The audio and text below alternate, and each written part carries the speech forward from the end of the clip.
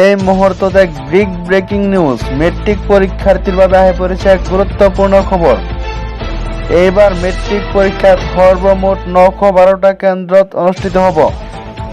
এই মুহূৰ্তত জনাই আছো এক খবৰ। পুৱা 8:45 বজাতেই 8 পৃষ্ঠাৰ অবজেক্টিভ উত্তৰ বহি দিয়া হ'ব ছাত্ৰ ছাত্ৰীক আৰু পুৱা 9:45 বজাত ছাত্ৰ ছাত্ৰীক দিয়া হ'ব 16 পৃষ্ঠাৰ বৰ্ণনামূলক প্ৰশ্ন উত্তৰৰ বহি। এই মুহূৰ্তত এক গুৰুত্বপূৰ্ণ খবৰ আপোনালোকক জনাই আছো। সৰ্বমুঠ 912টা কেন্দ্ৰত অনুষ্ঠিত হ'ব হাইস্কুল শিক্ষান্ত পৰীক্ষা। 3 মাৰ্চৰ পৰা ৰাজ্যত আৰম্ভ হ'ব হাইস্কুল শিক্ষান্ত পৰীক্ষা। হাইস্কুল শিক্ষান্ত পৰীক্ষাৰ্থীৰ বাবে এক জৰুৰী খবৰ। এই মুহূৰ্তত আমি আপোনালোকক আকৌ এবাৰ জনাইছো, পুৱা 8:45 বজাতে 8 পৃষ্ঠাৰ অবজেক্টিভ উত্তৰ বহি দিয়া হ'ব ছাত্ৰ ছাত্ৰীসকলৰ হাতত আৰু পুৱা 9:45 বজাত ছাত্ৰ ছাত্ৰীক দিয়া হ'ব 16 পৃষ্ঠাৰ বৰ্ণনামূলক প্ৰশ্ন উত্তৰ বহি।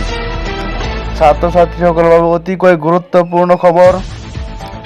এইবাৰৰ পৰীক্ষাৰ নিয়ম যিহেতু সলনি কৰা হৈছে, অবজেক্টিভ এনসাৰ কৰিবলৈ বহি আৰু ডেছক্ৰিপশ্যন টাইপ উত্তৰ বহি দিয়া হ'ব।